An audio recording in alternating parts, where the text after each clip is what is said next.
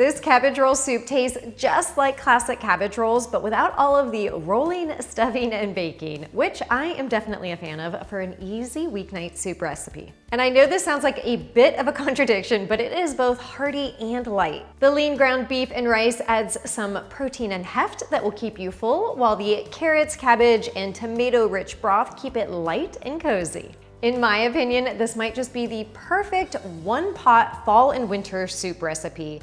And if you're lucky enough to have any leftovers, it reheats like a dream. So let me show you how to make it. To get started, dice up 1 yellow onion, and you'll notice that the veggies are really simple in this recipe. There's just 1 onion, a couple of carrots, and some cabbage, in addition to diced tomatoes. Traditional cabbage rolls are simple yet flavorful, and that's the vibe we're going for here as well. So once your onion's all diced up, add that to a bowl and set it aside. Next, you'll need to dice up 2 carrots, and I cut them in half across, then cut each half into quarters lengthwise, then chop across. This gives me the perfect dice. Now, carrots might not be as commonly used in actual cabbage rolls, but they do impart a natural sweetness to the soup, which I personally enjoy. Plus, you know, I'm all about adding more veggies where possible. And the last veggie you'll prep is 1 medium cabbage. Just cut that in half, then in half again, remove the core from each piece, and then cut it into chunks about yay big. If you've made my cabbage soup, you know that while this may look like a lot of cabbage, it will wilt down significantly once it's in the soup. So just place that in a large bowl and then take it over to the stove. All right, add 1 pound of ground beef to a large pot or Dutch oven over medium-high heat, along with a diced onion and 4 garlic cloves that you can mince straight into the pot. I'm also using lean ground beef, so I don't have to drain it, but you could use regular ground beef and then drain off any excess grease as well. Use your spatula to break up the meat, combining it with the onion and garlic, and then cook that until it's fully browned. For the seasonings, add 1.5 teaspoons of paprika, 1 teaspoon of dried oregano, 1 teaspoon of kosher salt, and ½ teaspoon of ground black pepper. Then stir that together for another 30 seconds or so. Add the chopped cabbage to the pot along with the carrots, 1 28-ounce can of diced tomatoes, 1 8-ounce can of tomato sauce, 4 cups of beef broth, and ½ cup of uncooked but rinsed white rice. Give that a stir, bring it to a boil, then reduce the heat to a simmer, cover the pot, and let it simmer for 25 to 30 minutes until the rice is cooked through and the vegetables have softened. And you do want to make sure to stir it occasionally as it cooks to prevent any rice from sticking to the bottom.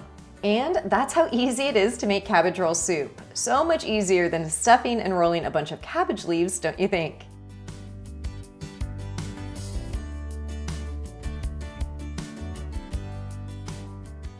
And before serving, I love to add some roughly chopped parsley and a tablespoon or so of fresh lemon juice, which really brightens up all the flavors.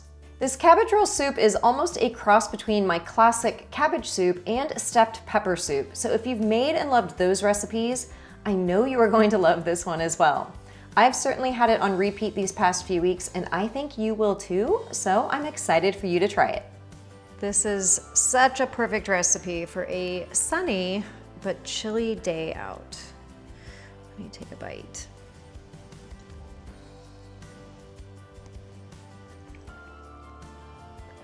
Amazing, so good. For a full meal soup recipe, this couldn't be any easier. And you really don't need to serve anything else with it. It does hold its own as a full and complete meal. Now, some recipes will add sugar or a sweetener to offset some of the acidity of the tomatoes. I personally don't feel that it's necessary to add sugar to this, so I don't. But if you want to add a little bit of sweetener, you can do that as well, whether it be coconut sugar, honey, a little splash of maple syrup, or whatever you prefer as your favorite sugar sweetener.